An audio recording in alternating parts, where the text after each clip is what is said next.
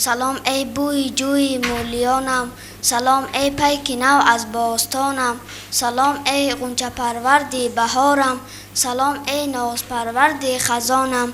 مناجات صبح و ورد شب را به دامان نمازی تو خواندم. سلام ای لاله در بام طفلی، سلام ای یادهای ارغوانم. زمین داری زمان داری تو امروز، جهان در جهان داری تو امروز. سرودی تو به کنجی دل نهان است، چو پروازی عقابان به نشان است. در این ایام ملکی نازنینم، تو را در صبح خورشیدی ببینم. در این روزی تو من آینده یابم، شوم هم پا و هم راحت شتابم. چون مادر تو بزرگ و پایداری، که اول داری و آخر نداری. می شود هر روز من آغاز با نام وطن. می شود هر روز من آغاز با نام وطن، چون که با نام وطن باشد همه آغاز من. ریشه جان و دلم با یاد او پیچیده است، با درخت و کوه و ابر و باد او پیچیده است. هیچ کس چون من نرانده ریشه در خاک وطن، جو به جو و کو به کو و سو به سو مانند من. می شوم بر آب او چون جو و بر جویش چو آب، در وطنداری ندارد کس چون من این آب و تاب. با شش احساسم مقدس دارم احساس وطن، پاس می دارم من این احساس بر پاس وطن.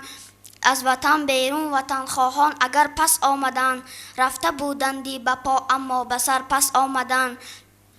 روزی که واشکافیم راز کمال آتش، روزی که واشکافیم راز کمال آتش، یا بیم سرخ رویی ما هم مثال آتش.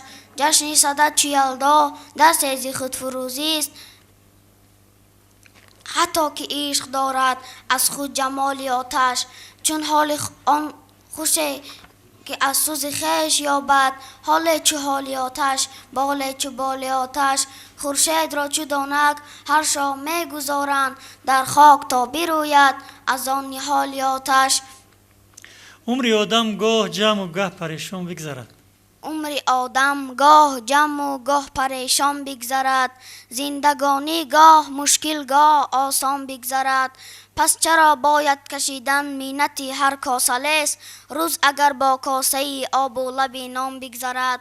لعنت دنیا به آن قومی که از پشت طمع، رو به دین دیگر آرد یا ز قرآن بگذرد.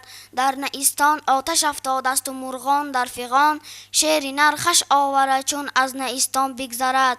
جان عزیز است ای برادر در تلاش روزگار، در سری ناموس مرد آنه که از جان بگذرد. خیرنده شو مشو بیهوده در فکر سفر، عمر تاجیک به که اندر تاجیکستان بگذرد. ما همه فرزند استقلال، راه ما پیوند استقلال. با فروغ صبح دانایی مهر ما دلبند استقلال. پیروان پیشوای ملتیم، بلبلان هم نوا، بلبلان هم نوای ملتیم. در لیاقت نسل خوشبختیم، در وفا و عهد خود هستیم.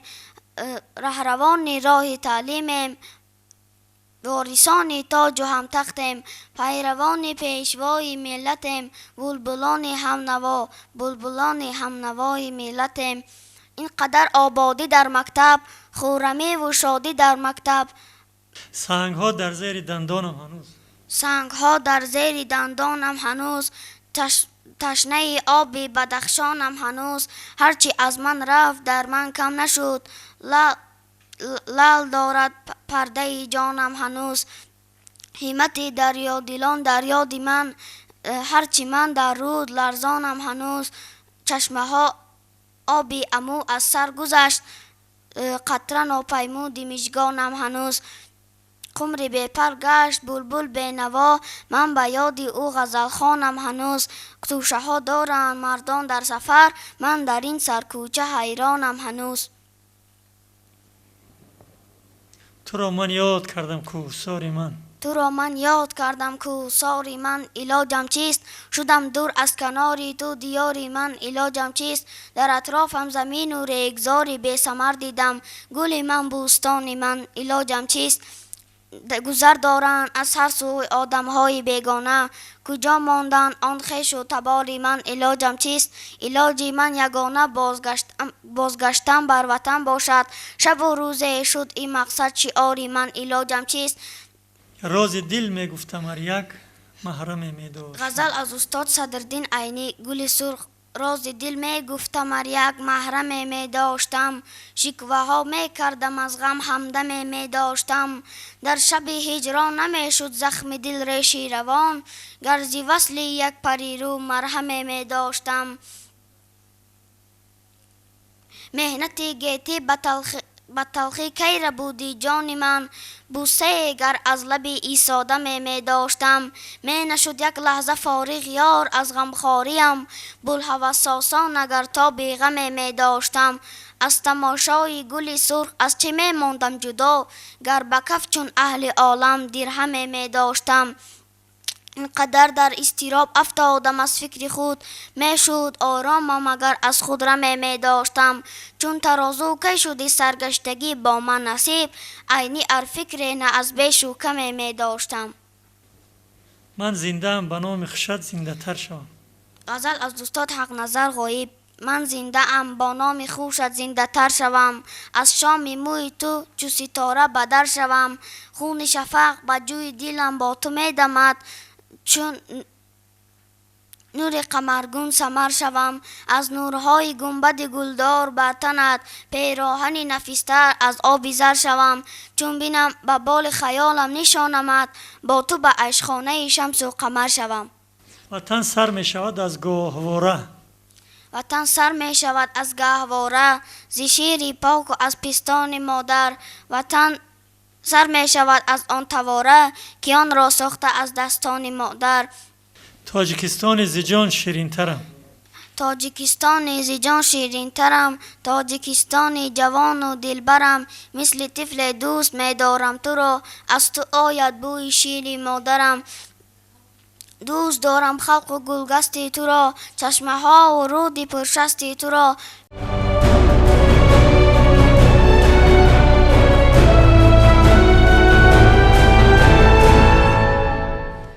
سحرگاهان که بلبل در نوا شد. گل از شادی شکفت و غنچه‌وا شد. شما ای بلبلان باغ مکتب. سحرگاهان چرا خوابید هر شب. شما هم در نوا آیید باید. که تا از باغ معنی گل گشاید. سحرگاهان گلستان دبستان. تراوت بخش باشد چون گلستان. چرا از این گلستان گل نچینیم. چرا در کنج تنهایی نشینیم. بیایید ای رفیقان درس خوانیم. به بیکاری و نادانی نمانیم. با عالم هر کسی بیکار گردد. به چشمی اهل عالم خور گردد. به نورش گرچه این خورشید خاور. به نورش گرچه این خورشید خاور. فرا گیرد جهان را سراسر. نمیگردد ولیکی آن برابر. با این پرقوتی با مهر مادر. فقط مادر به هر گرما و سرما. همیشه بر سری گهواره ما. نکرده میزه ته بنشسته شبها. کلان کد او تو را چون جان در بر. وجودش چون به فرزند است پیوند. فراخواند به خود جان و جگربند. اگر خور خلد بر پای فرزند. دل مادر شود محزون مقرر.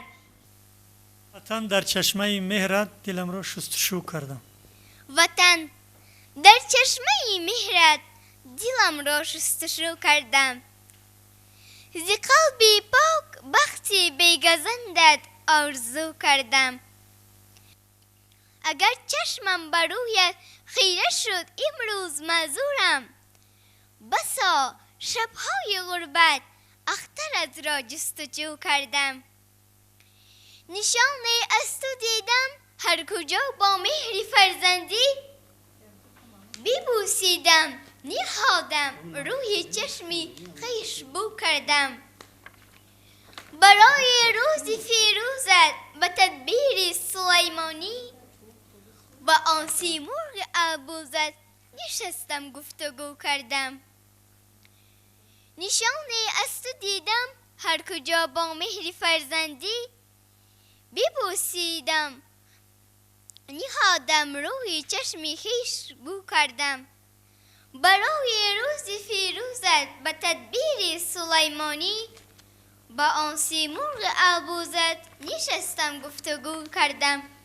چو دیدم هر زگوی با گزافت پاره خواهد کرد، با موی کلک خود چاکی دهانش را رفو کردم.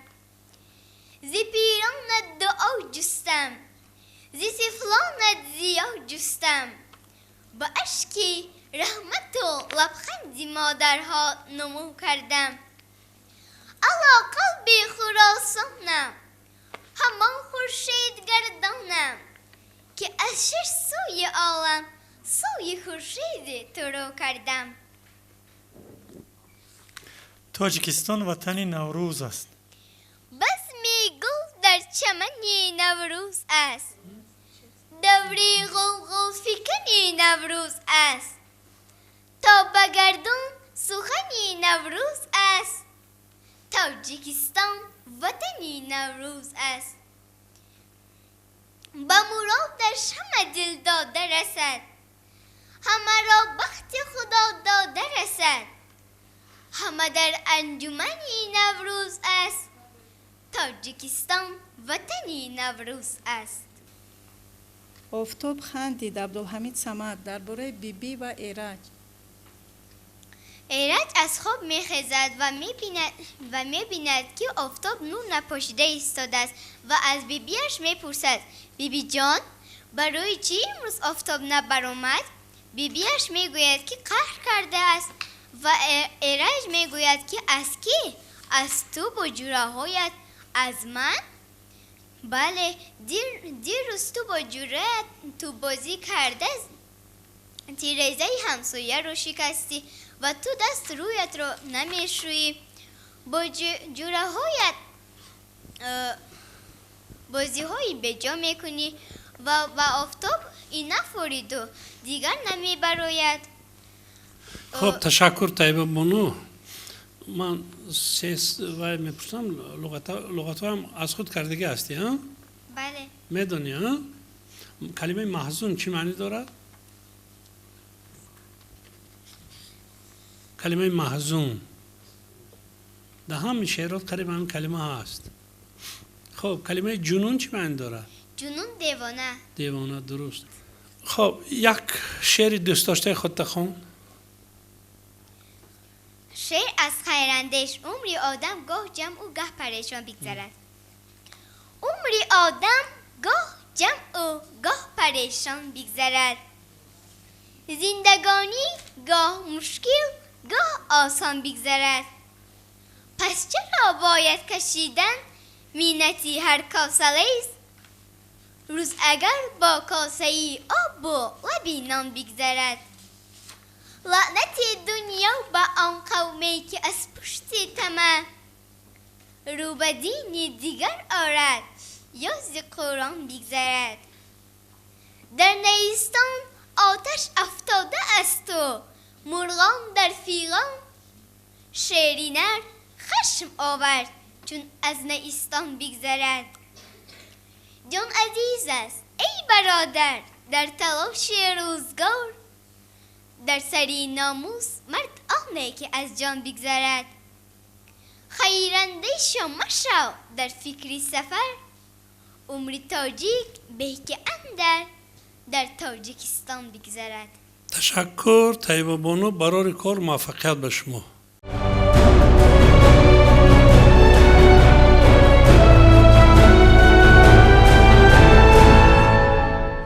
وقتی اگر طلا گم شود باز می شود پیدا. نیست ممکن وقتی از دست رفته را به دست آوردن اصلا. تو در طاق دلم زرین کتابی. تو در طاق دلم زرین کتابی. مگر ایجادیاتی آفتابی. زی حق پرسم عشق و زندگی چیست؟ با پرسش هایم از بالا جوابی. کی میکند غفار میرزا؟ دل به غم وطن فگار من نکنم کی میکند؟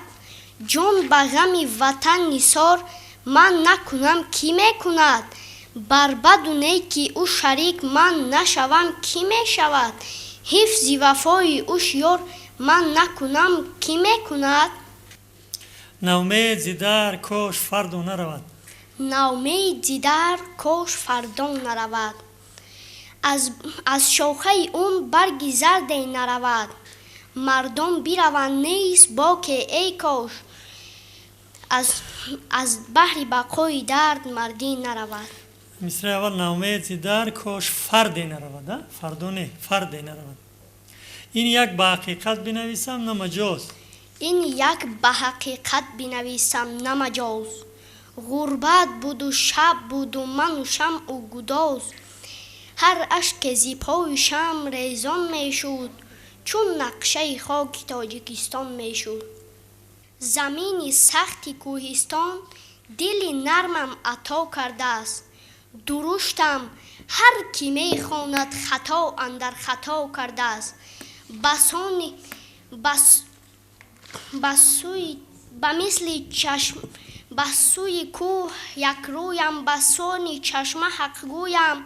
چونین بودم چونین باشم که این سانم خدا کرده است. میان کوه ها بگریختم از دست جبر و ظلم. به من تاریخ سنگدلین جفا روی جفا کرده است. جدا بودم زی همخونین که بی پول بود دریاها. سری کوه و سری چشمه دلم از غم نوا کرده است. زمان یک روز می ترکد از دست جبر و ظلم به من که بر ترک وطن ما را پیاپی مبتلا کرده است. حکایه هات اینجا آوردگی حکایه های سر کنیم. حکایه گوشواره کرامت الله میرزای خواندگی. بله. این برای چی نام همین حکایه گوشواره؟ برای اون که با بازار برای گوشواره مادرش را فروختن می رود. برای چی میفروشد گوشواره مادرش؟ برای اون که باید مردکی خونه او است و باید بر خواهرانش او لباس بخرد و نان بخوراند. آرد آرد باید میخرید. خب حکایه روز دفن اوست عاقل خواندگی. بله. خب همین حکایه درباره چی است؟ درباره که اوست عاقل رو دفن میکنند و درباره او گپ میرونند. خب همین اوست عاقل کی خودش؟ چقدر آدم هایی؟ آدمی که او را بسیار گپای بد میزنند و بعد یک کس میپرسد که چه خیلی آدم بود. بعد از روی دین میگوید که آدم خوب بود. همونجا یک حکایه دارد توی نامش. همون خوندی؟ بله. که نقل کنی توی درباره چی میره؟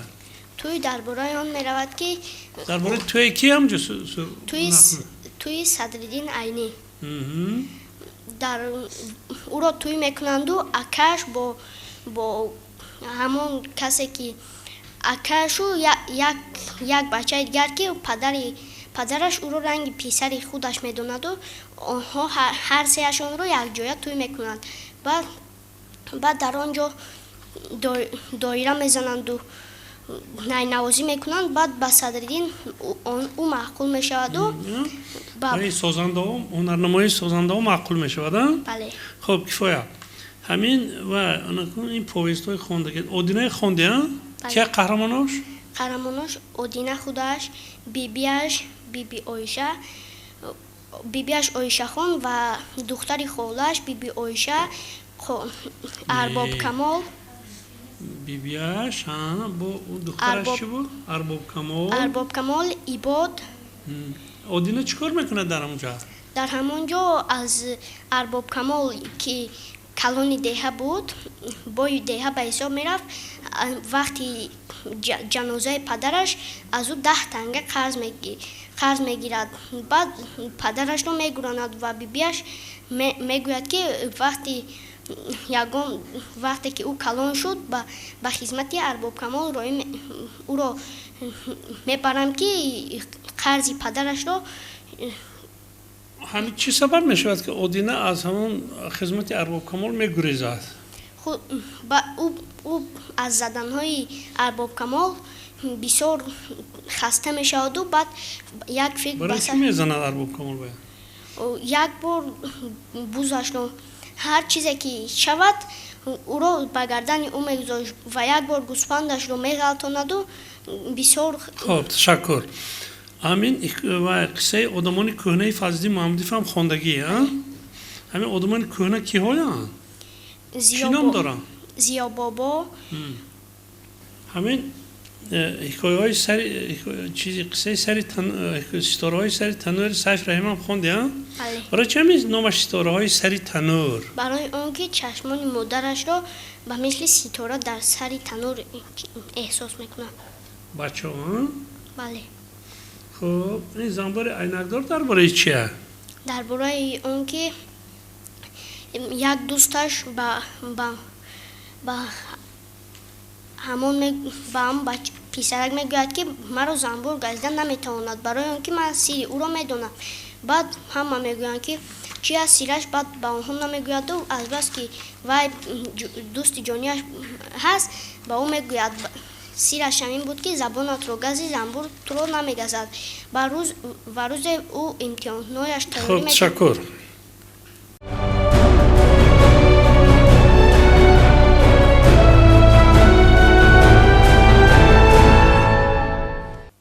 خلق تاجیک از تباری آفتاب، نور پیوندیم و از اهل کتاب، زند و پازند و اوستا داشته، در جهان ما تخم دانش کاشته. ای فروغی صبح دانایی درود، جوش زن ای زندگی ای زنده رود. تاجیکستان سری هر سنگی تو بر من وطن است، بری هر بوته و خاوری تو برایم چمن است. ذره نیکم اگر درس تو از بر کردم، ذره خوبم اگر حسن تو میراث من است.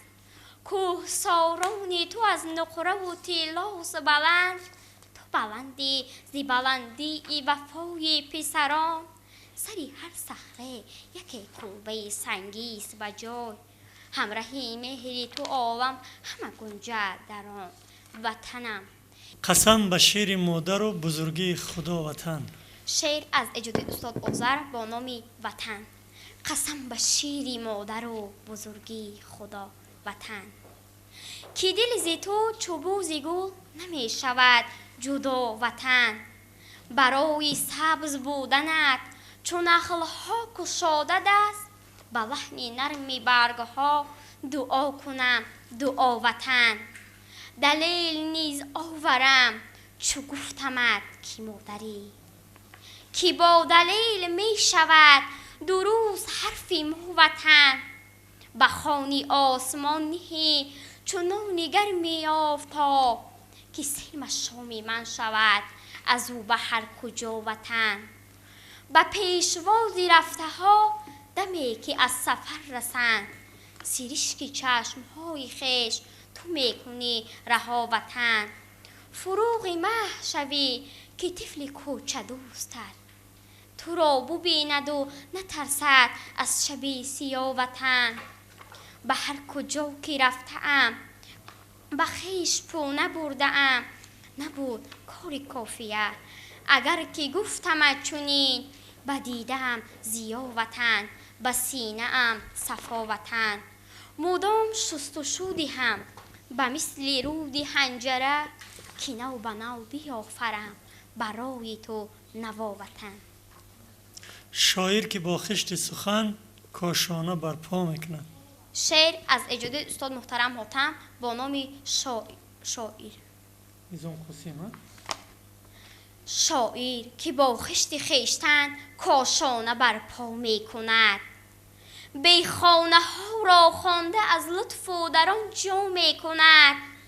با حرفی چون لازوری خیش، با معنی پر نوری خیش، صد کور دل را می برد تا نوری بینا می کند. بر تشنکامانی کوی کز جان شیرینند سیر، از صدرهای آبدارش جویا دریا می کند. بحری نفس تنگانی شهر، دل مانده دل تنگانی ده، از هوش فضای شعرهای خیش دریا می کند. با دل ربا تشبیه ها، با دل کشا تلمیح ها، دلگیری هر زندگی را مدوا می کند. عمر زیرخشانی حرف خیش، عمر به معنی صرف خیش، لعل بدخشانی هنر از قلب خارا می کند. باشد به حرفی ساده اش صد معنی آزاده اش، با سیر و افسونی سخن از زیش زیبا می کند. روحی بسا دل مانده را، صد پای در گل مانده را، با پرچمی طبی بلندی خیش بالا می کند. در پاسخ این ساز و ساز از شعرخوانی بی نیاز، با شعر بودن را فقط عمر تمنا می کند. محراب وطن بار طواف من و توست. ربایی از اجاده استاد دولت سفر. محراب وطن بحر طوافی من و توست، دیوار دیار کوه قافی من و توست. هر لاله که از خاک وطن می روید، در خون سیاوشی نافی من و توست.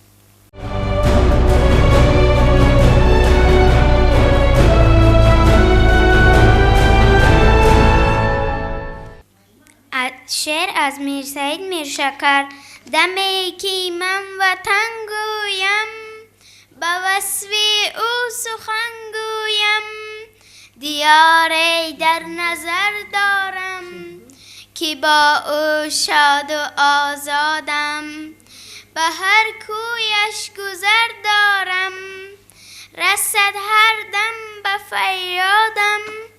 سایت نامی نیکی اوست، چو جان دارمش او را دوست. خوی تنها ها گلشیر سلیمانی برامد. کوهی تنها در باغی سردی بی کس، میانی اخباره ها زمستان را بسر کرد. کوهی بیچاره تنها زمستان را بسر کرد. مرغکی پر شکسته، کجا آن پر و بالش؟ در گوشه نشسته، دلم سوزد به حالش. دیدم او را بارها، روی آب در فضا.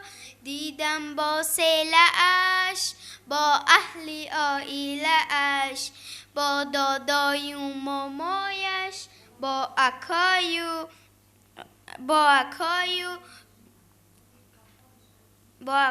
خواهر. هر روزی سحرگاهان صحرا برود دهقان.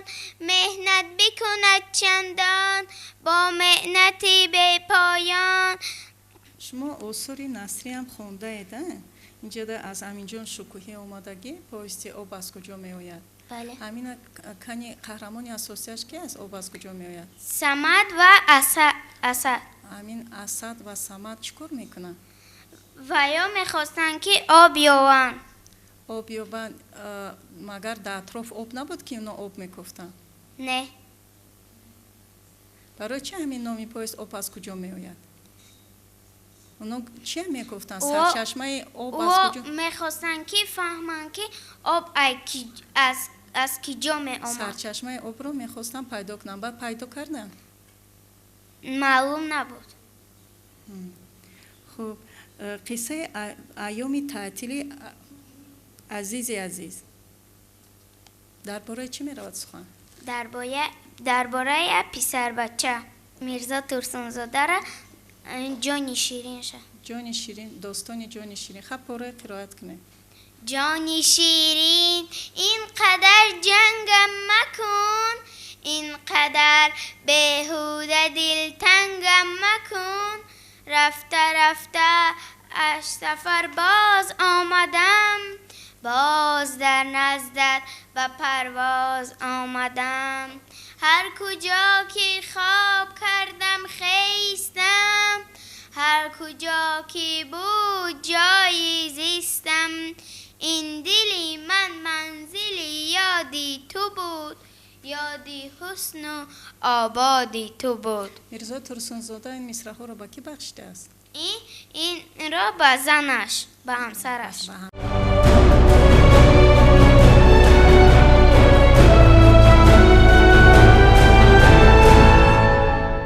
شعارم ما وطن داریم و آن را پاسبانی میکنیم. ما به خرسندی و شادی زندگانی میکنیم. نسل استقلال و صلح و وحدتیم، پیروانی پیشوای ملتیم. من به آزمون جمهوری فروغ سپیدانای کتاب از آمدگی جدید دیدم. همین طور من با قلبی پر از آرزو و هوس و با مهری به اندازه که به کتاب آفریده این نسل انسان می باشد. فروغ کائنات از آفتاب است، فروغ آدمیت از کتاب است. من تیارم به سوالهای شما جواب دهم. بایست و زیبا کوهسارت، پر از دور کوهساری آبشارت. به صحراهات همچون بخت خلقم، شکفته پخته های مقروارت. طبیعت هرچی خواهی توفه کرده است، به هر یک گنج کانم تاجیکستان. شوی سرسبز و خورم در بهاران، مثالی باغ و بستان بعد باران. به تابستان چه شیرین میوه هایت، که جان راحت کند از لذتی آن. غفار میرزا دل به غمی وطن فگار من نکنم کی میکند؟ جان به رهی وطن سار من نکنم کی میکند؟ در بد و نیکی او شریک من نشوم کی میشود؟ حفظ و وفای او شعار من نشوم کی میشود؟ چون نفسی نکو بدر من نروم کی میرود؟ هر نفسی بدی شکار من نکنم کی میکند؟ سیکه بر روی اختران من نزنم کی میزند؟ هر نفسی بدی شکار من نکنم کی میکند؟ سیکه بر روی اختران من نزنم کی میزند؟ رهنه به عالم هزار من نکنم کی میکند؟ باری رهی مراد را من نکشم کی میکشد؟ راه سبک بره سپار من نکنم کی میکند؟ آتش احتراز در من ندهد کی میدهد؟ ساز و گداز اختیار من نکنم کی میکند؟ مژده به انتظارها من نبرم کی میبرد؟ جمله به انتظارها من نکنم کی میکند؟ وطن بویی که در رنگ است. وطن بویی که در رنگ است، وطن خاکی که در سنگ است. وطن این داستانی مهر که هر بیتش خوشاهنگ است. بله، پره از رمانی دختری آتش. خب دختر آتش خواندگی امنا خوانده؟ بله. همین اول همین کتاب چخیدین سر میشه نقل چقتی؟ در خانه 5 بلاره که دو در داشت و تیرزه نداشت. دلارام کمپیر و نبیرش استقامت میکردن. غیر از این خانه و یک خانه خرد بود، گویا که در آن آشخانه نه در درون آن نه بیاید من برنج داشت نه آفرین شعر دوست داشته من از قلم لایق شیرالی. مادرم آها. با دو چشمی خیره بین، نوری کوهستان مادرم، شعله از آتش پرستان مادرم، موجی موهای سفیدت از سفیدی ایدل است، با همه پژمردگی سامانی بستان مادرم. روز و شب خوابت نمی آید زی سوزش های دل، در غمی من کوچه خندان خانه گیریان مادرم. بنگری هر بار بر گوهره خالی من، یاد آوری از من و رزق پریشان مادرم. از زمین لرزه ستونی خانه‌ات ترکیده است، ای ستونی روزگاری نابسامان مادرم. سوی لب خب تشکر، سلامت باش، رحمت. تشکر برای دقتتان. سلامت باشه، رحمت. دختر ناز.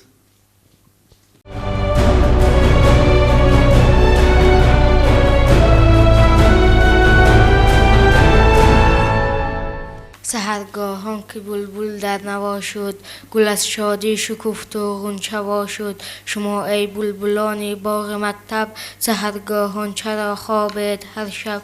شما هم در نوا آید باید، که تا از باغ معنی گل گشاید. سحرگاهان گلستانی دبستان، تراوت بخش باشد چون گلستان. چرا از این گلستان گل نچینید؟ چرا در کنج بیکاری نشینید؟ بیاید ای رفیقان درس خوانیم، و بیکاری و نادانی نمانیم. به عالم هر کسی بیکار گردد، به چشم اهل عالم خار گردد. بیاید ای رفیقانی معانی، به هم گردیم جویانی معانی. ز علم و معرفت گر بهره گیریم، توان بازوی نادانی بتابیم. وگرنه جهل بر ما حمله آرد، دیمات از روزگار ما برآید.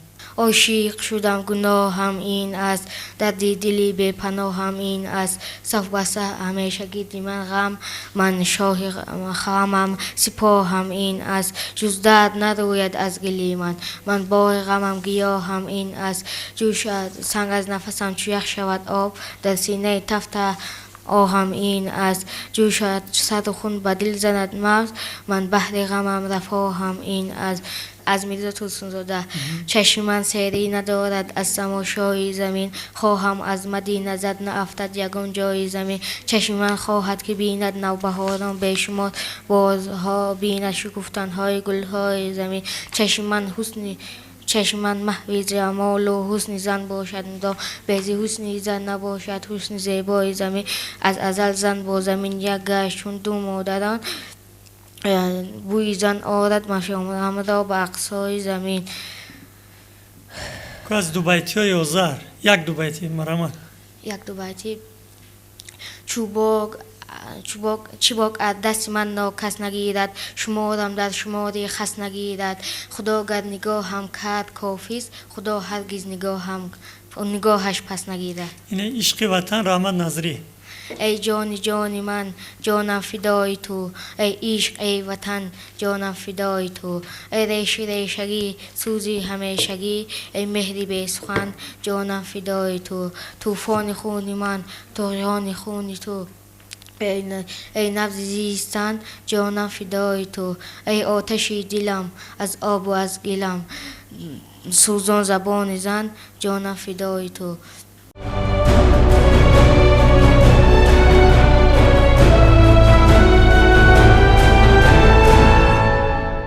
سلام و صد سلام ای نوری دیده، سلامی آتشین از من رسیده. همون وقتی که خاطره نویسم هزاران اشک از دیده چکیده. ابوالقاسم لاهوتی بندگی در کار نیست. شعر از ابوالقاسم لاهوتی بندگی در کار نیست. زندگی آخر سرایت، بندگی در کار نیست. بندگی گر شرط باشد، زندگی در کار نیست. خیراندیش: زندگانی گاه آسان است و گاه مشکل است. غزل از استاد خیراندیش: زندگانی گاه آسان است و گاه مشکل است. گاه چو قند و عسل، گاه چو زهر قاتل است. تلخ و شیرین هرچی می آید بنوبت بگذرد. شکر قسمت می کند هر کس اگر ناقابل است. زندگانی می رود همواره چو آبی روان. هر کی دنیا بیخبر باشد فقط در ساحل است. نیمی مردم با سواد و نیمی مردم بی سواد. با سواد و بی سواد از راز پنهان غافل است. من از حکایه مرگ حافظ ساتیم الوزاده، همین حکایه درباره چی سخن می رود؟ قهرمان اساسیش کی است؟ قهرمان اساسی این حکایه این خود حافظ نامدار هندوستان می باشد که او یک پسر داشت و در همین زمان مملکت آنها با مملکت های دیگر مبارزه می بردند. واقعه در کجا روی میده؟ کدوم؟ همین واقعه که مرگ حافظ در کجا روی میده؟ در همان صحنه‌ای که او می‌خواهد سرود خواند در همانجا. از صدرالدین عنی اوچرک قهرمانی خلق تاجیک تیمور ملیک. این اوچرک درباره قهرمانی خلق تاجیک تیمور ملیک می‌رود و اوچرکی تاریخی است. در آن دوران وقتی که با خوجند یعنی با مملکت خوجند موانهر خوجند چنگیز به جنگ برآمدنی می شود. یعنی چنگیز خود از طرف یونانیا به جنگ برآمدن می شود و تیمور ملیک می خواهد که این جنگ را با مغلوبیت آنها به انجام رساند. رباعیات خلقی: بنویسم در این دفتر رباعی که بعدی من بماند یادگاری. اگر پرسند نویسنده کجا شد، بگو مکتب را تمام کرد و جدا شد.